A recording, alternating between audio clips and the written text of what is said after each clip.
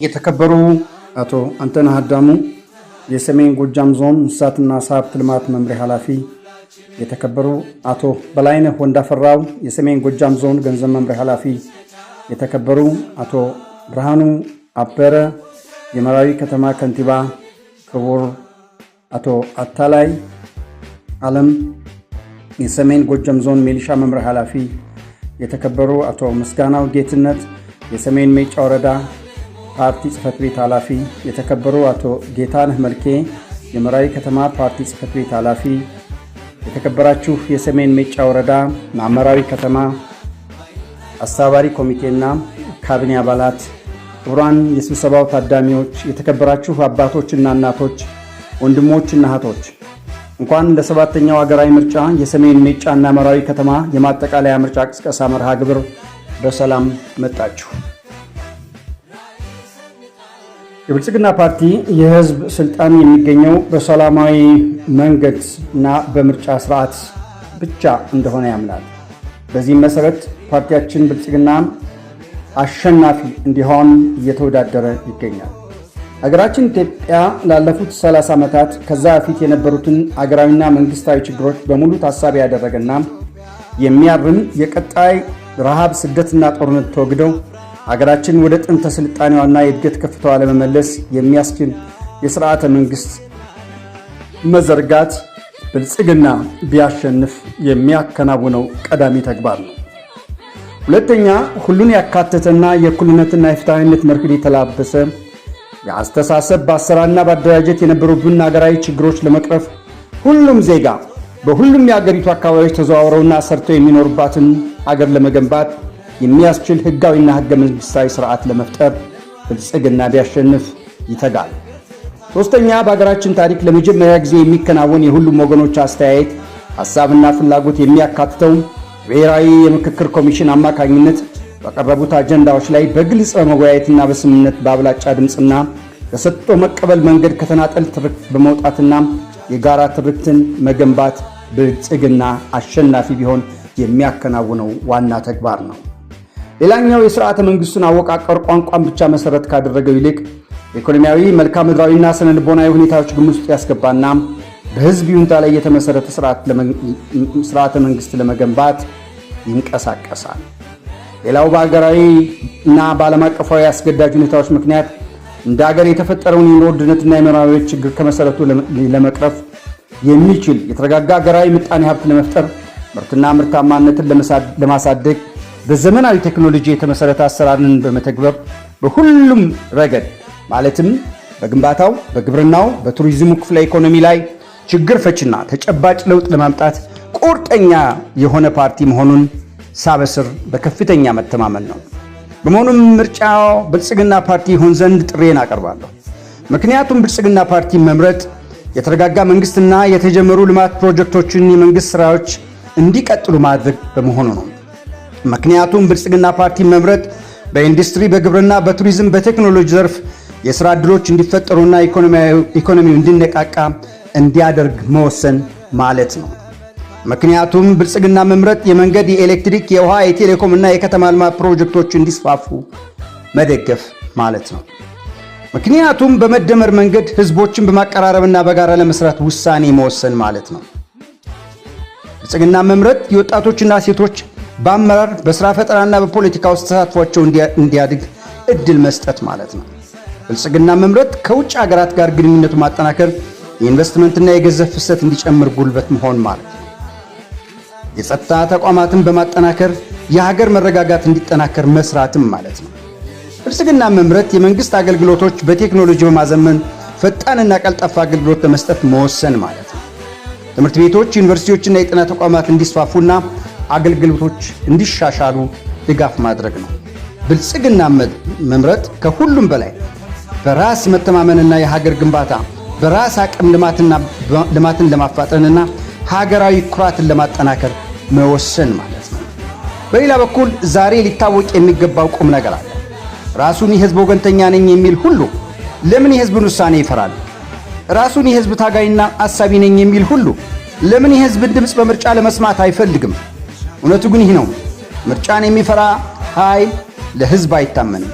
ለህዝብ የማይታመን ኃይል ደግሞ ዲሞክራሲያዊ ሊሆን አይችልም።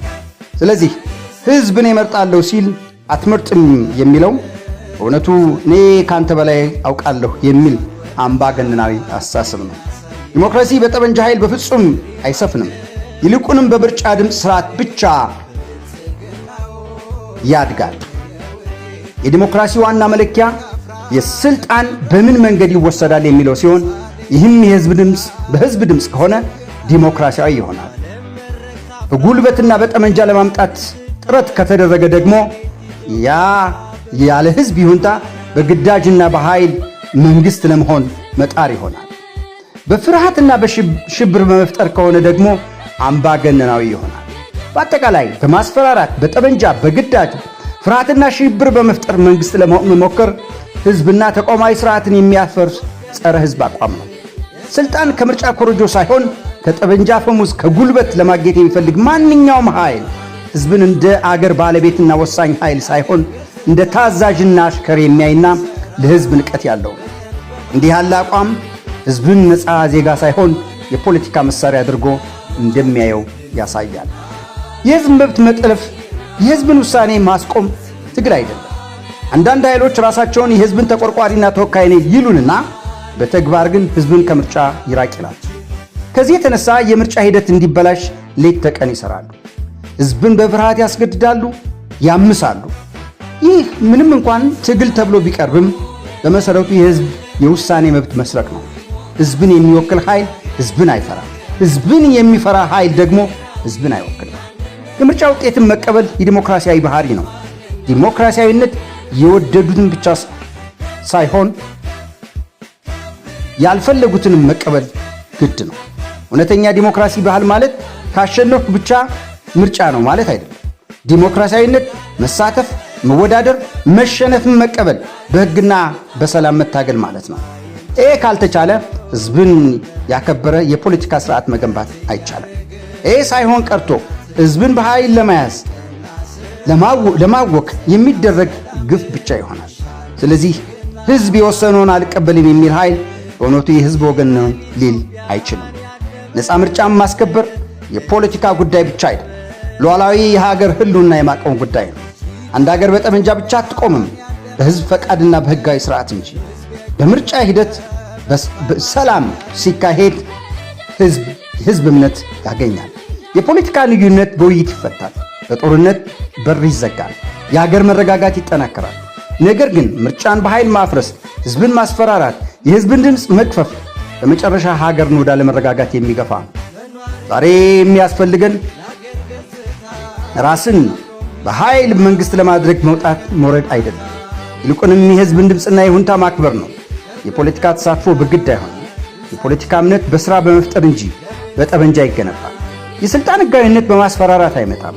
የሚያስፈልገን ነፃ ምርጫ፣ ነፃ ሐሳብ፣ ተሳትፎ፣ የህዝብ ውሳኔን የሚያከብር የፖለቲካ ባህል ነው። ህዝብ ሲወስን መከተል እንጂ መቆጣጠር አይገባም። ህዝብ ሲመርጥ መቀበል እንጂ መደንገጥ አይገባም።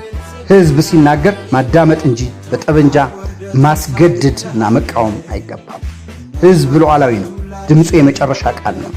ምርጫ የስልጣን ህጋዊ መንገድ ነው። ስለዚህ ህዝብን አትመዝገብ፣ አትምረጥ የሚል አዛዥ ናዛዥ ዲሞክራሲያዊነት አይደለም። ህዝብን አትምረጥ የሚል ዲሞክራሲያዊ ሊሆን አይችልም። ህዝብን አትወስድ የሚል ዲሞክራሲያዊ ሊሆን አይችልም። ስልጣንን ከጠመንጃ አፈሙዝ የሚፈልግ ኃይል የህዝብ ወዳጅና ወገን ሊሆን አይችልም፣ የህዝብ ውሳኔ ጠላት እንጂ። ስልጣን ከህዝብ ይሁንታ ድምፅ ብቻ ይገኛል። የህዝብ ፈቃድና ይሁንታ የሚፈራ የፖለቲካ መስመርና ጉዞ ዲሞክራሲያዊ አይደለም። እውከትና ብጥብጥ የህዝብ ድምፅን አይተካም። የተከበርከው የሚጫ ህዝብ በዚች ዕለት ለጀግናው ክሩና ለችግር ሳይበገር ሚዛኑን የማይስተው ለሚጫ ወረዳ ህዝብ በሰባተኛው ሀገራዊ ምርጫ እጅግ ብርቅዬ ከአብራኩ የወጡ የቁርጥ ቀን ልጆቹን የብልጽግና ፓርቲን በመወከል ተወዳዳሪ አድርገን ፕሮፌሰር ማተብ ታፈርን፣ አቶ ተዋቸው አበበንና ወይዘሮ ዘውዲቱ ጌታሁንን ያቀረብን ሲሆን እንደሚከተለው እናስተዋውቃለን። ፓርቲያችን ብልጽግና ልዩነቶችን በግጭት ሳይሆን በድርድርና በውይይት ሀገርን መገንባት መሰረታዊ መርሁ እንደሆነ ይታወቃል። ለዚህ ደግሞ ፍጹም የሰላምና የአመራር ልማት መሐንዲስ የሆኑትን እነዚህን የክልል ምክር ቤት ተመራጮች ክቡር ፕሮፌሰር ማተብ ታፈረንና ወይዘሮ ዘውዲቱ ጌታሁንን እንዲሁም ለተወካዮች ምክር ቤት አቶ ተዋቸው አበበን አይነት የወደፊት ራዕይና አቅጣጫ የሚያሳዩ ለዜጎች ግልጽ ግብ ያላቸው ተስፋና እምነት የሚፈጥሩ ምርጥ ዜጎችን በእጩነት ስናቀርብ ፓርቲያችን ብልጽግና ኩራት ይሰማዋል።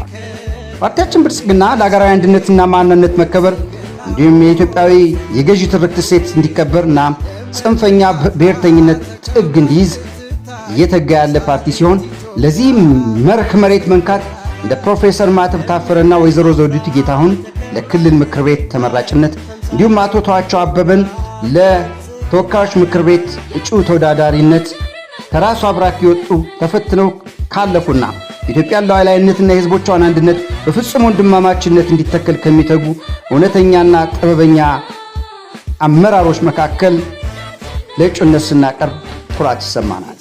ፓርቲያችን ብልጽግና ነፃ የፖለቲካ ተሳትፎና ተጠያቂነት፣ ግልጽነትና የሕግ የበላይነት እንዲከበር የሞት ሽረት ትግል ያደርጋል።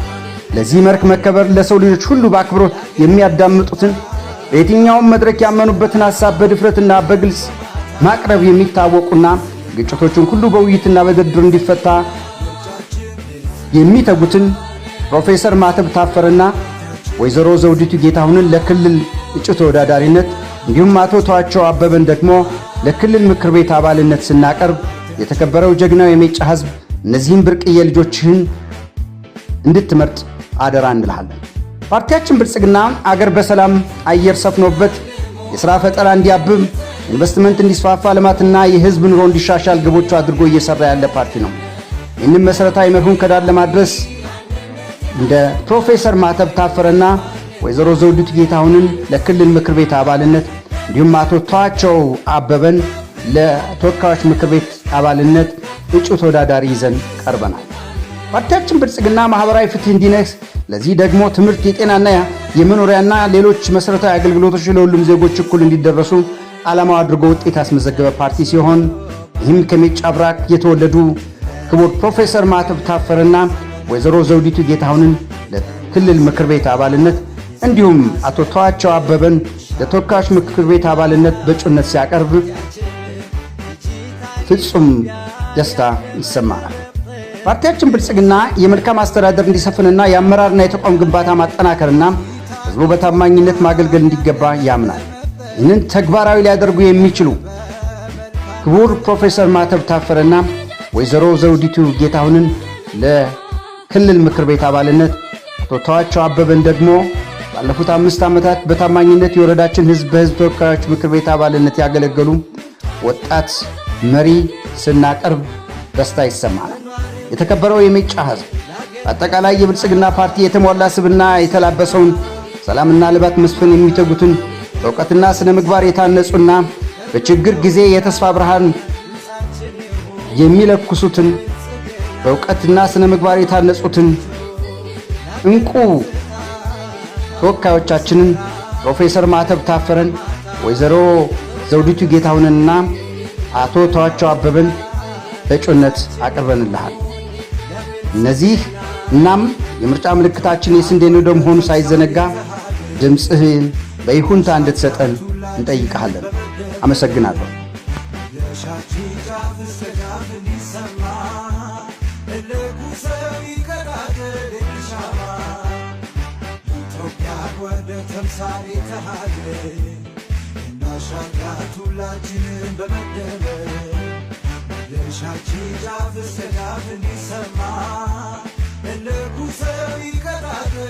Shall